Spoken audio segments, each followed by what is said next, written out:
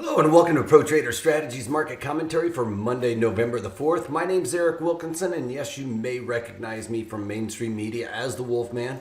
I'm here to teach you guys how to implement option strategies into your portfolio. Yes, I said implementation, not building a strategy. Anybody can teach you how to do that. You can find that on online in Investopedia, how to build a strategy, but implementation is the key to success, and that's what I try to teach you guys in my daily market commentaries and in the webinars. Anyway, without further ado, remember past performance of any trading system or methodology is not necessarily indicative of future results. All right. It being a Monday, we usually don't get a whole lot of economic data to give us any guidance, but today we did get durable goods and factory orders. It's not one of the major numbers to look at, but it is something key to look at. Durable goods lower than expected, and factory orders coming in at negative 0.6, which was pretty much in line with expectations there. And that's pretty much it for the economic data here. Across the pond, though, we did get some PMI numbers, manufacturing PMI numbers out of Spain, France, England, and Germany. All of them basically below 50, except for French final manufacturing was slightly above. Remember, though, that isn't the number we really look at for them on their purchasing managers index, which is very forward looking. So I do like to look at that, but that's not too good anyway. All right, let's talk about the markets. We've got crude oil moving higher today. It's really following through with Friday's unemployment number came out really good. Remember, and that's what was really driving the market. I think that being a lagging indicator, some of the other numbers that we saw on Friday probably should have been the ones that were really more telling, if you will, because we got out our ISM, which it was in the form of Institute for Supply Management Manufacturing PMI. Remember, that came out as below 50 for the third time in a row, signaling recession. I think we're starting to see some of that kinks in the armor here again today, with the factory orders being a little bit lower, because those are forward looking, right? And so is durable goods. Those are the ones where these guys see the demand and kind of time their production accordingly. All right. But the markets are still shuffling that off and kind of claiming to the unemployment number. And we've got crude oil up again today by about 90 cents, peeling through that value area that we've been talking about, that it was wanting to hang. I'm thinking it's going to want to stay between 55 and 50, but now we're starting to break out. It's testing the 200-day moving average right now, so that's going to act as resistance. And then above that, we've got $58 and $59 a barrel that are where my Fibonacci is lined up. We've seen a lot of resistance as we approach those. So it doesn't mean that we're going to break or always stay between that $55 and $50 a barrel. I think that that's the sweet spot that the market is comfortable. I think once we start testing that 60-ish handle, or starting to approach 60, that we start losing that momentum and start peeling back down, especially with the economic data that's been coming out and the way that the economy looks. It's just not enough demand for the crude oil. All right, gold is up on the day, but on Friday, with the big market move, we talk about this all the time.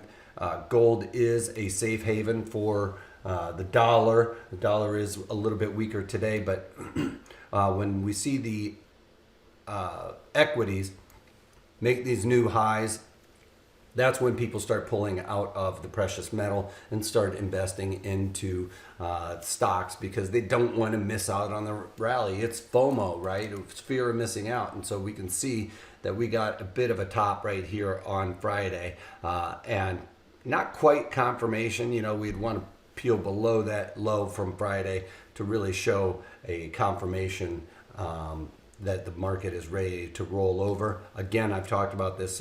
I believe it's going to stay in above the 1500 handle, especially with bad economic data. That's going to lead to the Fed being a little bit more dovish on interest rates. So we're going to be looking to see that stay above 1500 for at least the foreseeable future. All right, we've got the bonds off by almost a full point right now. We were up in the 160 handle. I've talked about it. Yes, I believe we are going to stay in that 160 handle, but today rolling back below my Fibonacci extensions here of that 100 Fibonacci extension, which lines up with that 160 handle. Fed policy, if they continue to see these economic data points worsening here and across the pond, that is going to cause bonds to move higher. That means yields are going lower, right? We have that teeter-totter where you have, if you have interest rates on one side, sorry about that. Let's see, I went back to bonds for some reason. I want to go back to bonds, I'm sorry. But when we talk about the interest rates, we've got interest rates on one side, and it does not like that interest rate market thing that I'm doing there. Let's see if I can go a little slower. If we have interest rates on one side, and then we have, let's just say, the price on the other side of the bonds, right? When price goes higher, that means yields go lower. It's more of a yield, or it's a teeter-totter effect. So that's what I expect to see, interest rates to go lower, and that should drive price higher in bonds, especially with lower economic output going on that we saw like in durable goods and factory orders there.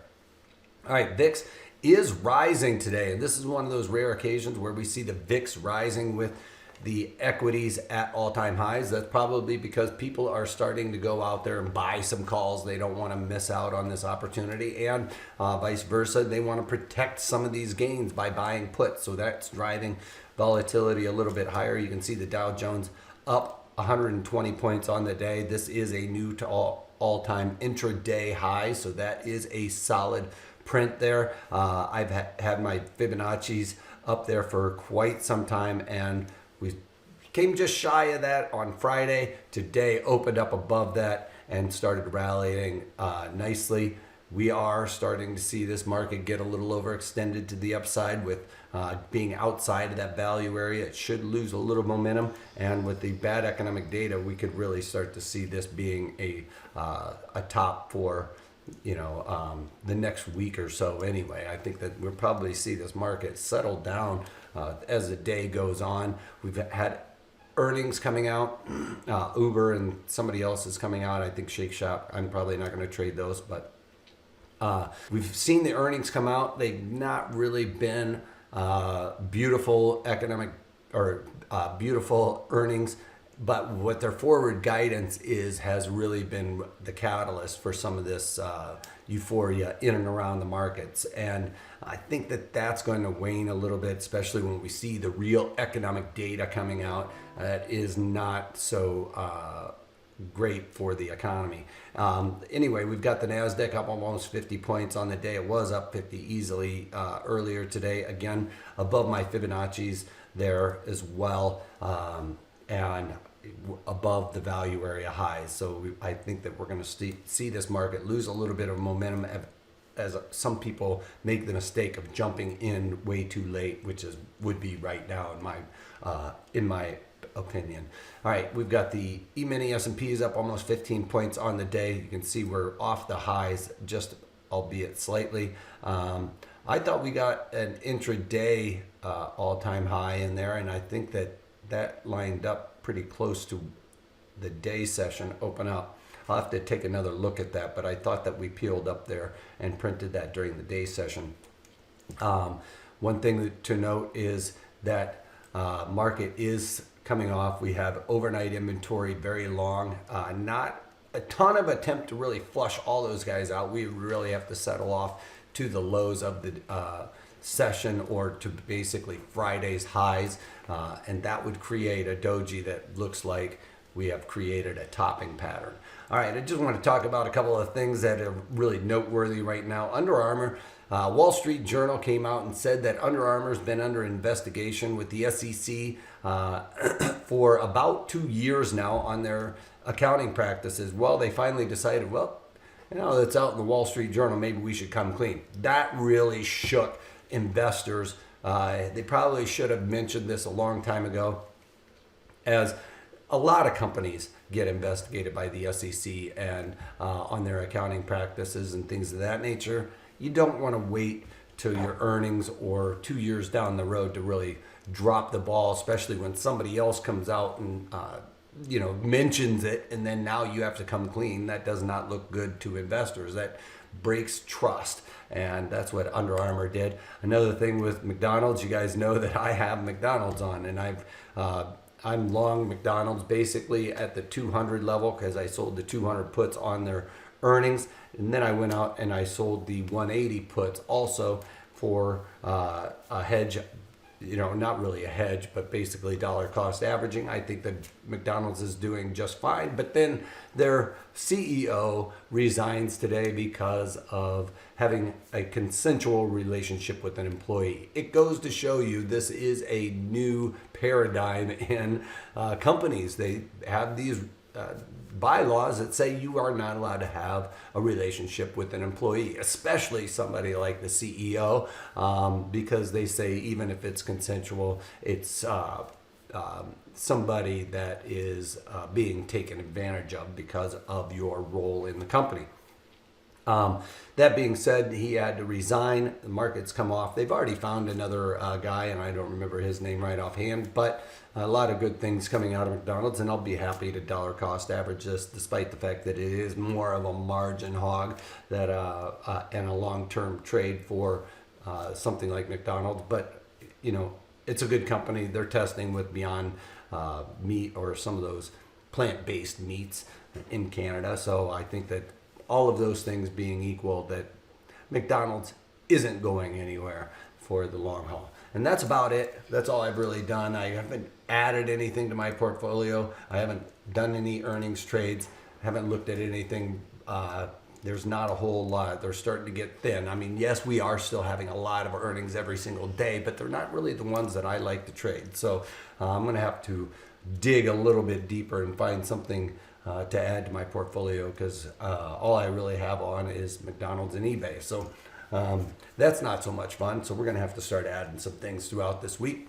This week is going to be a really busy week for me. Tomorrow I'm with Tiger Shark Trading. Check that out. There's a huge lineup of traders that go in there and talk about their trading systems and things of that nature. So that's a really good one. You can find that on Pro Trader Strategies. I also will be sending out a link on LinkedIn and on Twitter, so you can follow that link as well to get involved in that. It's a great learning experience for anyone. And then later on this week, we have another webinar on coming up with a bullish. We come up with our bullish or bearish directional bias, any kind of bias. Maybe you're bearish in McDonald's now.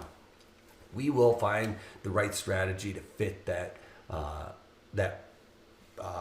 mentality or that assumption. All right. So anyway, that's all I got for you guys, other than if you can't take that, take it easy.